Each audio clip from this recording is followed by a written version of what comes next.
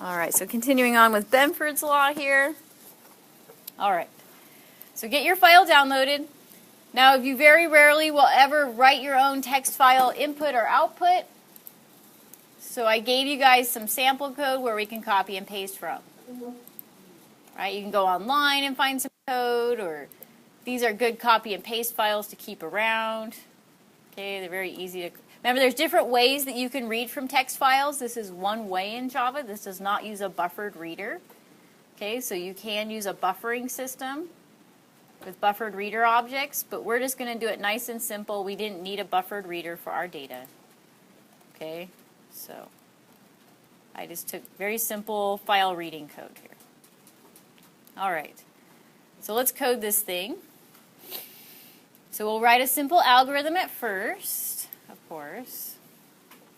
Remember that during your final in here, you will have to write an algorithm, right? It's part of your grade, part of the rubric, to write an algorithm. So remember to always start with just a simple algorithm, right? Start writing the simple algorithm first. Where should we put this guy?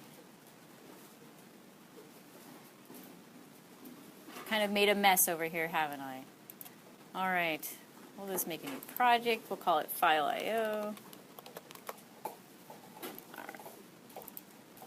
So I'm going to make a new class. You guys should too. We can call it Benfords Law. We'll put main in there. So remember that we should always kind of start with our algorithm.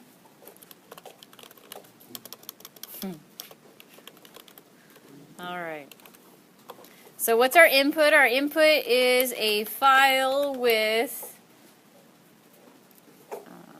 some real-life data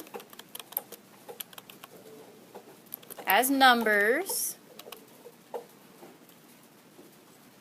And we could say that in the file, the number we are reading in is the first thing in the line.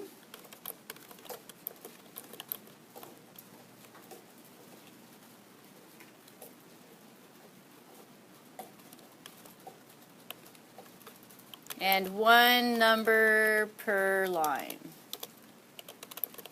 So that means, what does that mean? That means when we're reading in this data, the numbers on this line, right, that's the number we want to read in, and there's one number per line. We'll make it easy on ourselves. We'll say that's how our input's going to be. Okay. So then our output, if we read in there, what's our output going to be? What's our ultimate output we want to make? You guys tell me. I know you guys know the output. Yeah, the percent that digit appears as the first digit. Okay, so we'll say the percent that every digit appears as the first digit in the list of numbers. Right? All right. So we can kind of think, okay, well, we're going to make an array. Of course, we're going to make an array. All of our problems will have to deal with arrays now. And you can kind of think, okay, I'm going to store the number of each digit. Let's make an array that will hold the number of each of our digits. So we know that we're going to make an array. And how big should we make him? Well, he needs to hold one of each digit, so we should make him length 10. So we can count the digits 0 through 9. And we can kind of think an index 0 will hold the number of zeros. Well, actually, there is no zeros, right? As a first digit, that would be silly. Actually, we only need to count the digits 1 through 9. So then, 1 would be our index 1, and 2 could be index 2.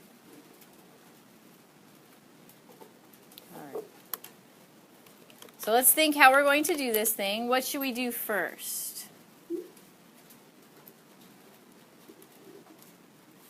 think about our steps. What should we do? If we wanted to check this number, first digit, and then this number's first digit, this number's first digit, this number's.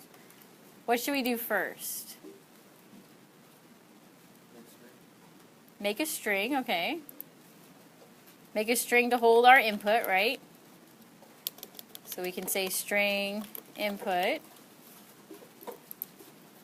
And then we should say, I think you had it there, Gabriel, we need to read in our input, right? Yeah, we need to read in the first line. So we could say read in the first line. Read in a line of data.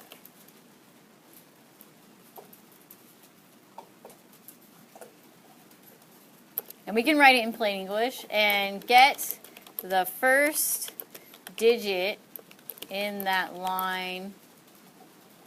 Because remember that our line of data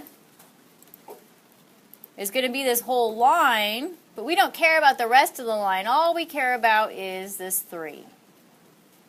We don't care about the rest. All we care about is the number 3, the first digit. Okay, so we'll read in a line and get the first digit in that line. Okay.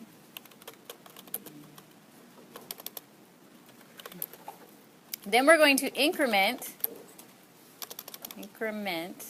the array at that digit's index.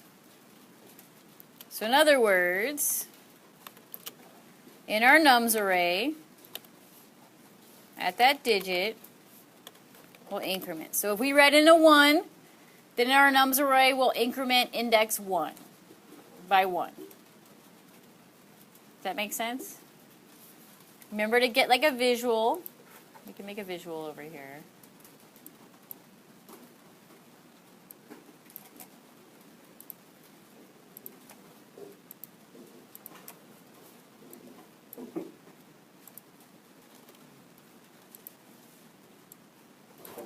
So remember that we're going to have an array of size. I made it size 10. So 1, 2, 3, 4, 5, 6, 7, 8, 9, 10. Remember, you should always have your visual. Then we have our indices. So our indices are going to go 0 through 9. And these are going to start out with 0 in them because it's always initialized to 0 at first. Okay. And this will hold the count of the number of numbers that start with the number 1. This will hold the count of the number of numbers that start with the number 2. So you can kind of think that if I have an array with the indices that look like this, every time I read in a 1, I'll increment this count by 1. And every time I read in a 3, I'm going to increment this count by 1. Let's say the next number is a 1, then this guy will get incremented to 2. Okay, does that make sense? So every time I read in one of these numbers, I'll equate it to an index in my array. If I read in a 9, I'll increment my 9th index. Another 9 would be 2. Yeah. If I read in another 9, then he'll be a 2. Okay, so keep that visual. All right. Step 3, go back to step 1 until all of the numbers have been read in.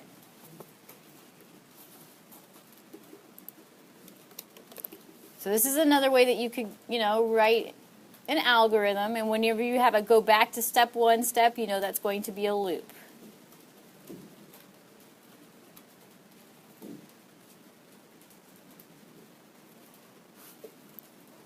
And then we need our output not just to be those numbers, we want it to be a percent.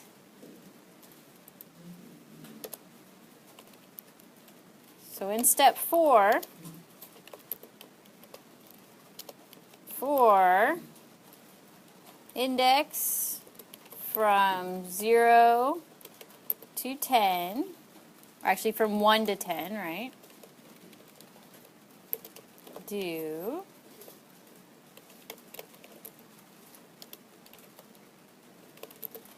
we could say print out the percent of that number, of every number, of the number at that index. So in other words, we're printing out num index. Now, is num index going to be a percent? No, it's going to be the number of ones that we counted. How do we figure out the percent? How do you figure out a percent? Divided by what? Not just 100. What do we divide by? The total number of numbers that we counted. So we need to divide how many ones we counted divided by all the number of count of numbers that we counted. So divided by total numbers. Now how are we going to figure out this guy?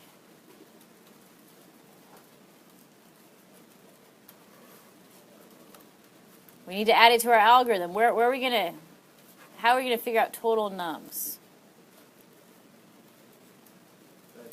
Yeah, somewhere in here. So when we're reading in those numbers, what we'll do is we'll count how many numbers we've read in. So we'll start total nums off at 0. Every time we read in a line of data, that's a new number. Okay? So you can put it as any step inside of here. It doesn't affect the other steps. Okay. We'll say we'll increment total nums. So in other words, it'll be total nums plus plus. So that way, at the end, we know how many numbers we read in so that we can figure out the percent. And voila, that's our algorithm. Okay, we can do this. And remember, you can write a simple algorithm like this, like for your final. Just kind of write it out. Remember, you can go back and edit it after. Because remember, writing code is writing an algorithm as well. This is an algorithm in words. Okay, so let's do step 1 and step 0. Let's make our variables and then we'll successfully read in from our files. So remember, do this part separate in your test. Make sure you can read in the data before you start programming the rest of it. Okay, so whenever you're reading in from a file, just make sure you read it in to spit it back out. Make sure you can read it in. All right, so reading in from a file, it's copy-paste code.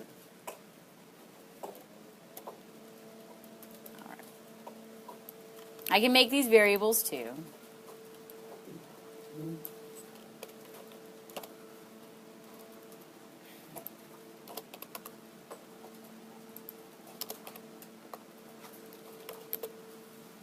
All right, so we got step 0 out of the way. Let's do step 1. Now I know reading in from a file is kind of new, so we'll go slow through this one. All right.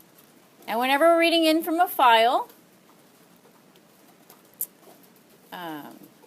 we're always going to kind of do the same thing. So it's really helpful if we do this step inside of a, well, actually let's just read it in right here. Okay, so let's get some copy and paste code. So hopefully you guys, are connected to Blackboard. Look at that text file input demo or go online and get some copy-paste code to make a file, or read in a file. First one and the second one? This will be the file input one because we're inputting stuff. So one's file input and then this one's file output. So we're going to try to output it to a file too. Did you guys do that on Wednesday, outputting to a file? Yeah. Outputting it to a file is just as easy, right, as inputting. All right, so let's copy from,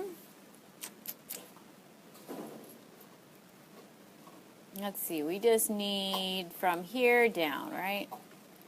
We're not going to have the user enter in the file name, so I'm skipping that part. We're just going to hard code our file name. But I do need this input stream. Remember that we used input stream. In fact, we'll talk about this code once I copy paste it, but we'll need Mr. Input Stream.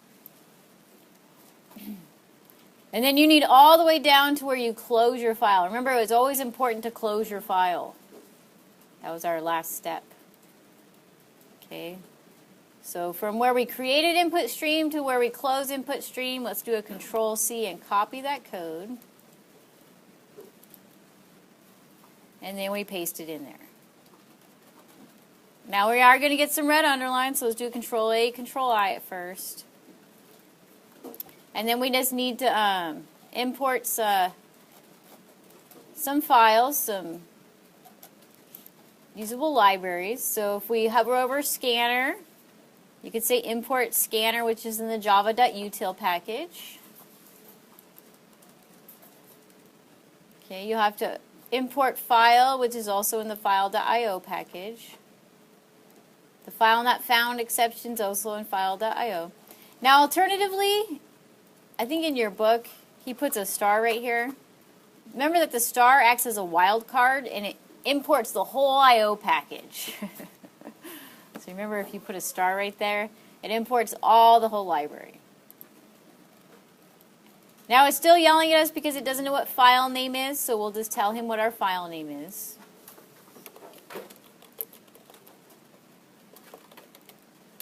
And our file name was worldpopulations.csv. Now remember, when you're writing these file names, that you do have to put the extension on here, and that you have to spell this exactly the same as the way that the file spelled it. So capitalization matters.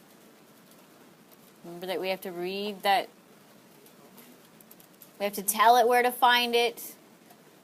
Tell it the name so it knows what to read in. Right now it's going to fail because we don't have that file right there anymore, right? So now if we run our code, if you run your code, it'll tell you error opening the file because the file's not there, obviously. We didn't put it there yet. Okay. But you should get that code copy pasted in there. And remember that if you're having curly bracket problems, label your ending curly brackets. Okay, you should have 2 at the end here before input stream.close. That's usually, when we copy paste code, it's usually curly bracket problems. All right, let's get it not to fail. So right now, if I run my code, he tells me that he can't find the file. So we need to put that file inside of our project so he can find it. So if you were like me and you let it download to Downloads folder, what I do is I open up the easiest way to import an Eclipse, I think, is just to drag and drop it. I mean, you can go to File, Import, and do all that stuff. But I think just opening up your Downloads folder, click on that file, and drag it over to your Projects folder. Now, where it needs to be is outside of the source folder. So I drag it right to the File Projects folder. So my outermost folder. I drop it in there and it says copy the files. I say yes, copy them. And you should see it right here on the same level as your source folder. Now if you drag it to the wrong place, it's very easy to change it. You just click and drag it to the right place. To the project folder itself. So your project folder name will be the one on the leftmost folder. So you open Eclipse and you would just drag it to the same project as your class. So my class is here. That was world population, not slave population, right? You could do either or. Note that we'll make our code so that it can read in any file, as long as the numbers are first. Our code should work for any file. Now you could even open up this file in Eclipse. If I drag this file to here, because it is a text file, I could open it in Eclipse and I could see my file here. Okay. Note that we do have a header here, so we'll have to take that into account, that our file does have a header. We don't want to try to read a number in the header or else we're going to get a big fat error. But you should drag that world population into your project folder. If you drag it the wrong place, like if I put it in my source folder by accident, oops, just take it, drag it to the project folder, and he jumps back out. Okay. Mine is in Excel. It's not like on. Now, your computer might not say Excel if. It's like, yeah, so you see how yours is like any clips, all the data's in clips. Mine's opening it up. Yeah, because the default application, your computer, your operating system is telling it to open in Excel. So what I do is I click and I drag it to here. Click and drag it to the open area in Eclipse, and he will open it there. So if you click on the, I see, yeah. yeah, you click and just drag him over here, he'll open. Because remember, a CSV file is a text file, so it's still okay to open them here. All right. Here I was telling you, you could drag this world population. If you see the little plus sign, he'll open in Eclipse, and you could see him there. So that way you can look at your data. Remember to visualize. This is very important. Okay. All right. Your files should be able to be read in. And remember, when we're reading in this file, all we're doing is printing it to the screen, each line. So run them and make sure it's finding your file and printing it to the screen. If you see the output the same as your file, then you're good. If you don't, now's the time to stop and make it work. Okay, always do this file check, because if you can't read in from the file, the rest of your code's not going to work. So remember to hit run. Remember that it opens up the stream, it checks if there's a next line, it reads in that next line, and it just prints it to the screen. All right, maybe I should go around and check really quick. Yes. So you're going to have to read in a text file in your final. This is a text file. Even though it says CSV, it's a text file.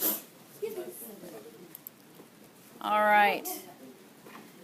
So if your file ever has a header, like this file has a header, we don't want to play around with the header. We don't want to read the first digit because it doesn't have a first digit. It'll make our program fail. So if your file ever has a header,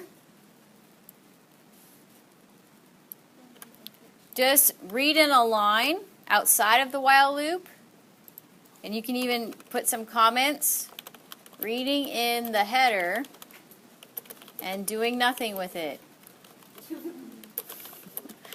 So we read it in, we don't save it, we don't print it out, we just read it in so that the next line will be a correct line. Okay, so a lot of times if your file has a header, just read in that header and then you don't have to do anything with it.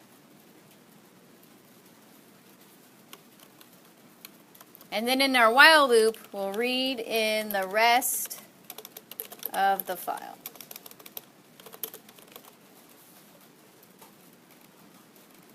All right. Now we already have where it's reading a line, and where it is printing out that line. Let's do something different other than just printing them out. In fact, we need to do step 2. Or actually, this is still part of step 1. Get the first digit in that line. So we need to get the first digit in the line. Okay? This is actually pretty easy. And I'll do it in a couple of steps, and then I'll show you how you could write it in one line of code as well. Okay?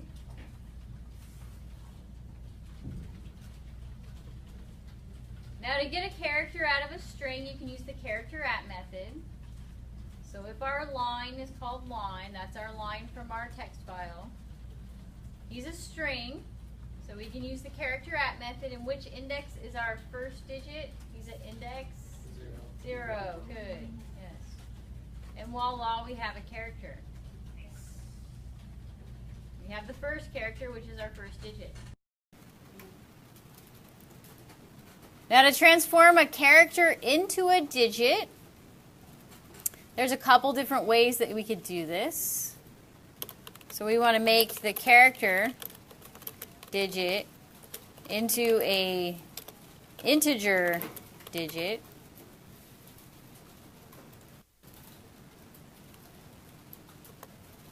Want me to show you all the ways that we can do this? One easy way to do it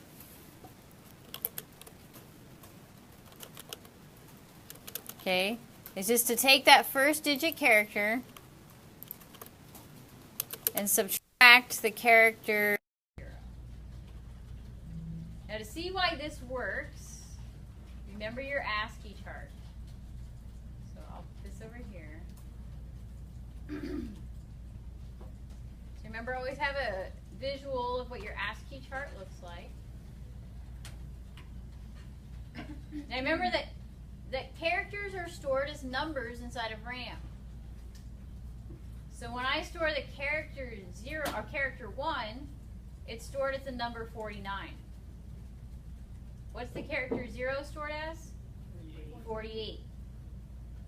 So if I have the character 149 and I subtract 48, what am I going to get?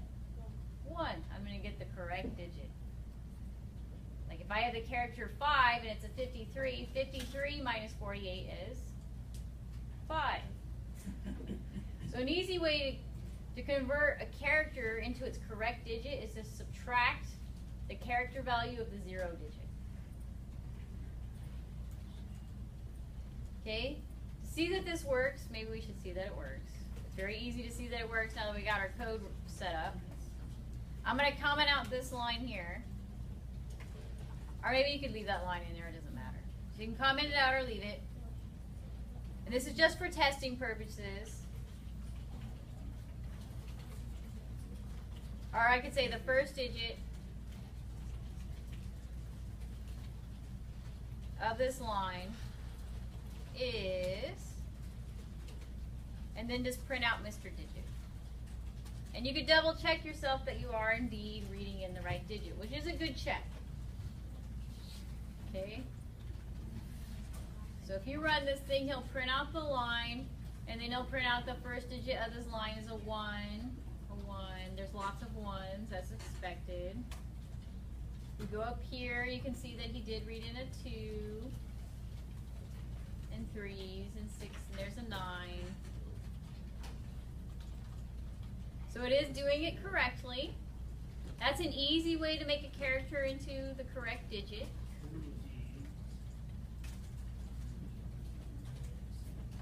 We can leave it like that, but just so you know, another way that's common to do this, okay, is there is a parse int method of the string class. So now you don't have to write this part since you have the other part working. You don't have to write this part if you don't want to, but I figure we should see this because you'll see it out there in the real world. The integer class has a parse int method.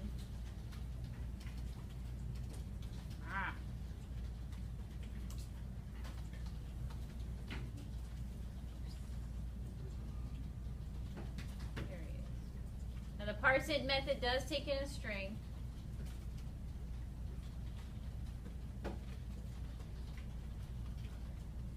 And that would be another way to turn your digit into the correct digit. And if you want to see how that works, you can print them out.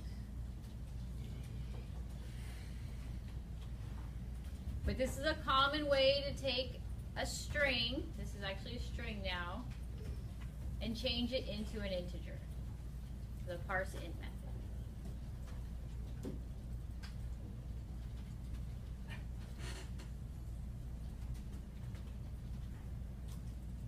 Okay, just to show you that that works, we can run him and see that he works.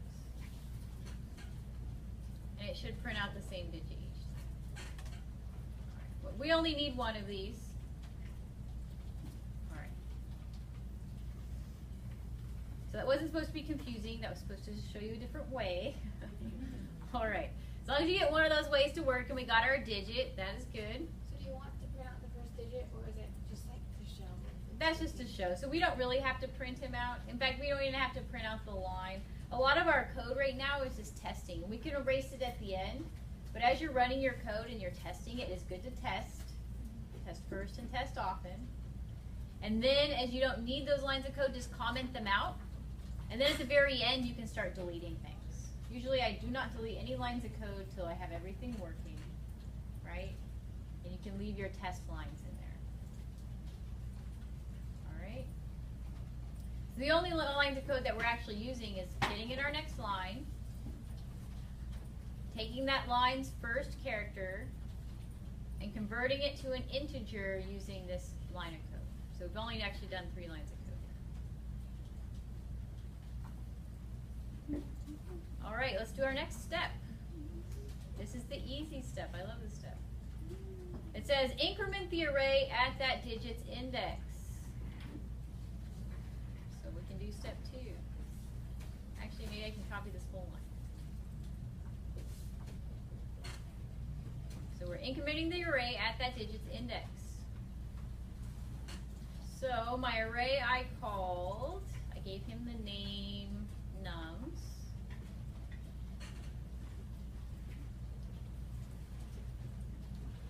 And what am I going to put in here? Hopefully you realize. Now I am wasting the 0 index of my array. I am wasting it because we are never going to have a 0. But this makes our code really easy to read. So whatever digit it is, I'm going to use that digit as my index. Remember our visual. So if I read in a 1, digit equals 1, I'm going to go to that index and increment that value. Does that make sense?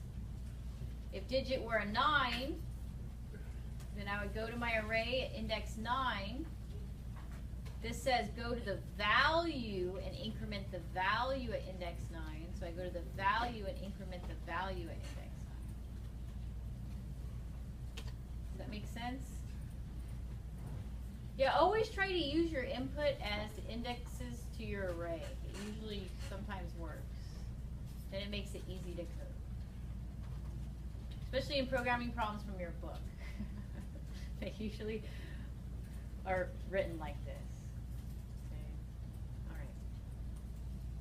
All right, awesome. Now what do we have to do? Step 3, or actually step 1.5. We forgot this one.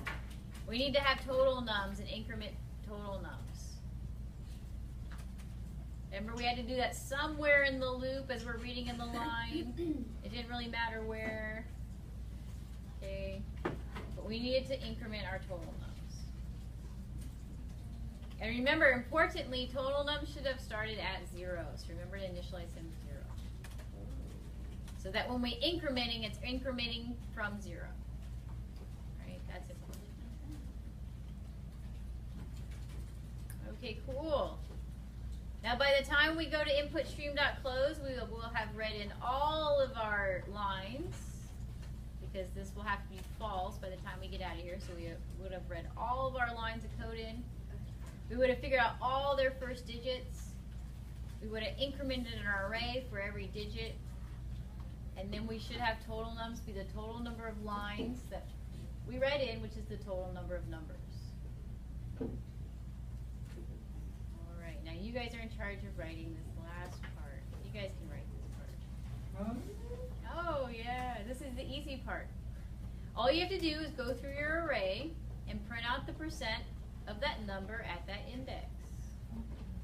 So all you need. Now remember, you're going to have this for loop outside of your while loop because you want to do this step after you've read in all the digits. Actually, this should be 9. For indexes 1 through 9, so you just have a for loop that'll go through your array, your nums array. And then for every number, just print out what percentage it was. And you guys should be able to do that, no problem. Okay? So that part is up to you guys to write today. That's part of our class assignment today. Why did we skip step 3? Did we do step 3? No. Oh, step 3 was to go back up in the while loop. And it was because of the way I wrote my algorithm. Okay. But this step was like my loop part of my algorithm. Alternatively, I could have written my algorithm like this. Now, you guys don't have to change your algorithm, but just because we got that important question, And then these steps would be incremented. Okay. And I would have put something like this for every line in the file. And then this would be 3.1. If you want to change your algorithm, you can, but alternatively, I said just go back up to step 1, which is in fact doing the same thing that this would be. It means just iterate through these steps until you've reached the end. And I'll post this code in our code. But you guys today, you're in charge of the easy part. It should be pretty easy for you. Make a for loop that iterates through your array and just print the percentage of each digit. And it should follow Benfords Law, which is pretty interesting. Most files, and you can find new files online, drag them and drop them into your source folder. Just make sure that your new file has the number first. As long as the numbers are first in your file, you can go get Facebook posts, you could go get any kind of data you want, and your code should work and check Benfords Law for you. It's really interesting that if most files, at least all the ones we've ever checked in here, has followed Benfords Law. It's actually quite interesting. That this non-intuitive kind of observation that all of our numbers in life kind of follow this pattern. You know, it shows that there's patterns everywhere, right, in the world. I mean, I just got some random world population data, and it follows Benfords Law. You should see 30% of them should be ones, and then the percentages go down, and only about 5% of them are nines, or less than 5. So Now you let's use use. if loops and else loops inside of the for loop? No, you should just have one for loop with one line of code in it, or maybe a couple lines, you know, just to do a printout. There shouldn't be any if statements in here, because all you have to do is figure out this. All you have to do is print out the total number of ones you counted, the total number of twos, you know, remember that these are the total number of those digits that you counted, divided by all of the numbers that you read in, and that should give you the percent of that digit. Right? So your for loop should just have one line of code maybe to print out the percent for each number. And I'll come around and check, and then you guys are turning this into your class assignment today. Now the only thing that we didn't do in here is in your final, well, we'll practice again for our final. This was a good one, but you are going to have to write a method. We didn't write a method today.